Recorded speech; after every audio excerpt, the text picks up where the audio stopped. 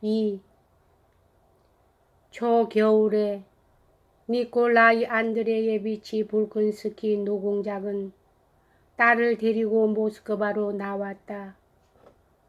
과거의 경력과 총명하고 독특한 성품으로 특히 당시는 알렉산드로 황제의 통치에 대한 광신이 쇠하고 반프랑스적 애국적인 경향이 모스크바를 지배하고 있었기 때문에 니콜라이 안드레예비치 공작은 곧 모스크바 사람들의 일종의 특별한 존경의 대상이 되고 모스크바 반정부 당의 중심이 되고 말았다. 공작은 금년에 접어들어서 부쩍 노쇠해졌다. 뚜렷한 노쇠의 징후가 여러 가지로 나타나기 시작했다. 뜻밖에도 꾸벅꾸벅 졸기도 하고 새로운 것을 잊고 옛 것을 기억하고 있기도 하고 어린애 같은 허용적인 태도로 모스크바의 반정부당의 영수가 될 것을 받아들이기도 했다. 그러나 그럼에도 불구하고 이 노인이 특히 저녁녘에 모표의 반외투를 걸치고 머리분을 뿌린 가발을 쓰고는 차를 마시러 나와서 누군가가 권하는 대로 과거에 대한 두서없는 이야기를 하기도 하고 현실에 대한 더 한층 단속적인 날카로운 비판을 하기 시작하면 모든 손님들의 마음속에 한결같은 경건한 존경심을 불러일으키는 것이었다. 이 거대한 저택, 큼직한 체경, 혁명 이전의 가구류, 머리분을 바른 하인들, 준엄하고 또한 현명한 전세기의 늙은 주인 자신, 그를 숭배하고 있는 겸손한 딸과 아름다운 프랑스 여인, 이러한 모든 것들은 손님들에게 장엄하고 또한 즐거운 인상을 주었다. 그러나 방문자들은 자기들이 목격하는 이 두서너 시간 이외에 하루에는 아직도 22시간이나 남아있고 그 사이에 비밀한 가정생활이 행해지고 있다는 것을 생각하지 않았다. 이전 모스크바로 온 이래 이 가정생활은 공작영의 마리아에게는 굉장히 괴로운 것이 되었다. 그녀는 모스크바로 온 후로는 자기의 더할 나위 없는 즐거움, 그것은 르이스의 구르이에서 그녀의 마음을 밝게 해주고 있던 순례자들을 상대로 한 이야기와 고독을 빼앗겼고 게다가 또 도회지 생활의 좋은 점과 쾌락은 조금도 주어지지 않았기 때문이었다.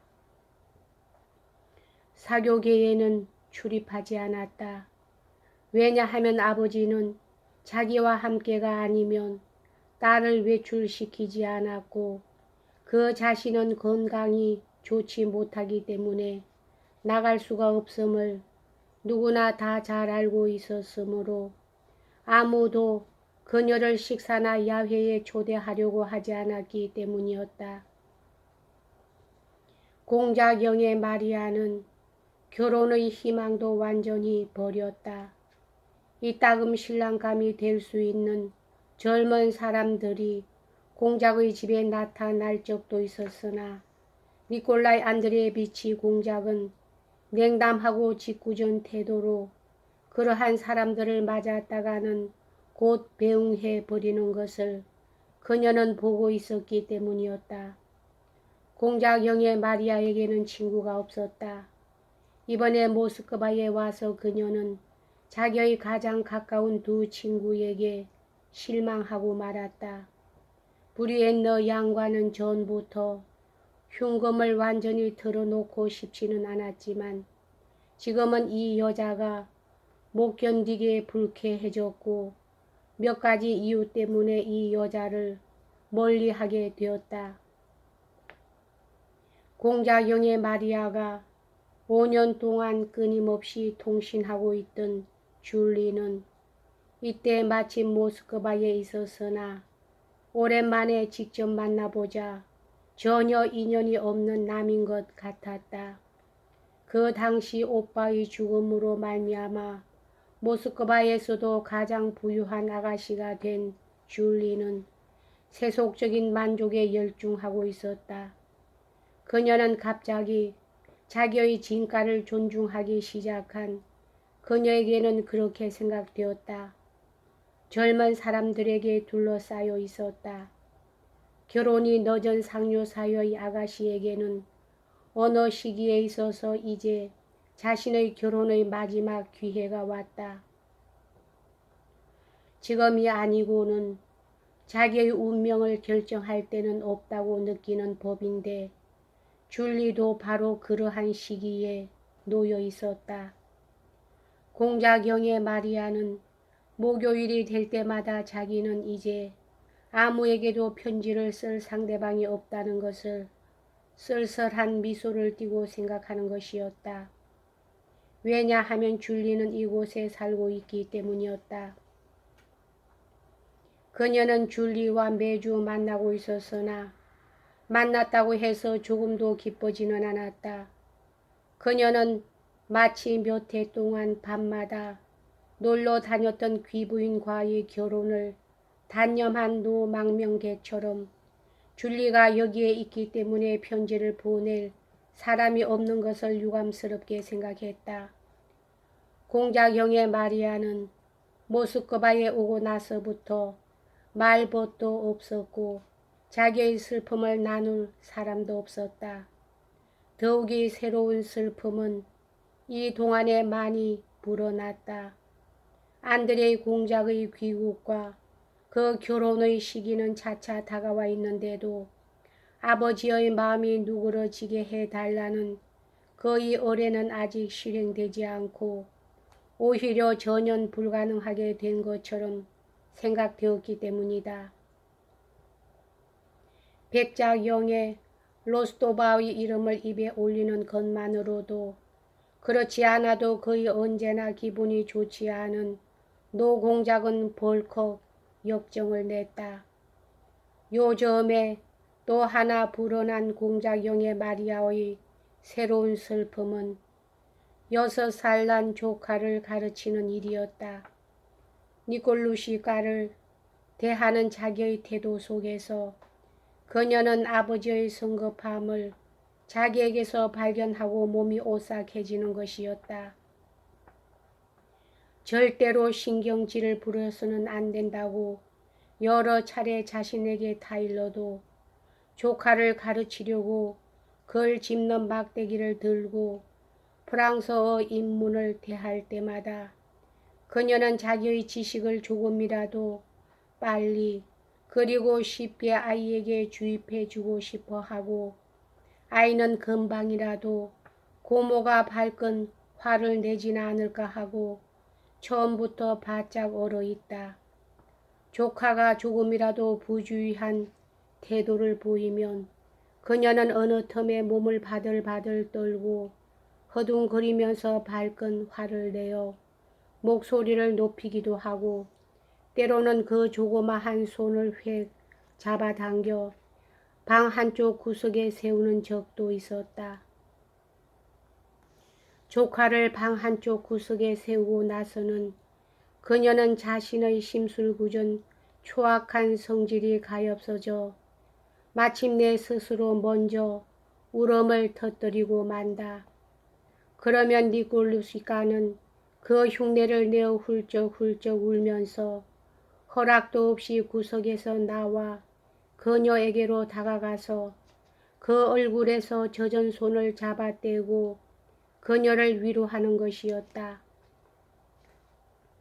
그러나 무엇보다도 큰 슬픔을 주는 것은 이 점 잔인할리만큼 되어버린 데다가 또 언제나 자기에게로만 돌려지는 아버지의 신경질이었다. 만약 그녀에게 밤새도록 절을 시킨다든지 혹은 때린다든지 했다면 그녀도 자기의 경우를 괴롭다고는 꿈에도 생각지 않았을 것이다. 그러나 이 폭군의 유달리 잔인한 점은 딸을 사랑하고 있으면서 오히려 그 때문에 상대방도 자기 자신도 괴롭히고 있다는 것이었다.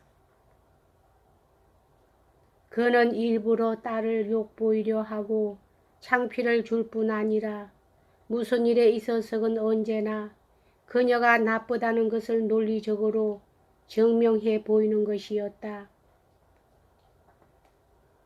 요즘 공작 영의 마리아를 가장 괴롭히는 새로운 특질이 아버지에게 나타났다. 다름이 아니라 그것은 전에 없이 브리엔너 양을 가까이 하기 시작한 것이었다. 처음 아들의 의향에 대한 보고를 받았을 때 그의 마음에 문득 떠올랐던 장난기 섞인 생각. 만약 안드레이가 결혼한다면 나도 브리엔너와 결혼하겠다는 생각이 썩 그의 마음에 든 듯 요즘에 이르러서는 유달리 집요하게 오직 딸을 모욕하기 위해서 공작 영의 마리아에게는 그렇게 생각되었다. 브리엔너 양에게 특별히 부드럽게 대하고 그녀에게 애정을 표시하는 것으로서 딸에 대한 불만을 나타내는 것이었다. 모스크바로 옮겨오고 나서의 일이었다. 어느 날 노공작은 공작영의 마리아가 있는 앞에서 그녀는 아버지가 일부러 자기가 있는 데서 그렇게 한 것처럼 생각되었다. 브리엔너 양의 손에 키스하고 그녀를 자기 옆으로 끌어당겨 부드럽게 어루만지면서 껴안았다. 공작영의 마리아는 저도 모르게 얼굴을 붉히고는 방에서 뛰쳐나가 버렸다.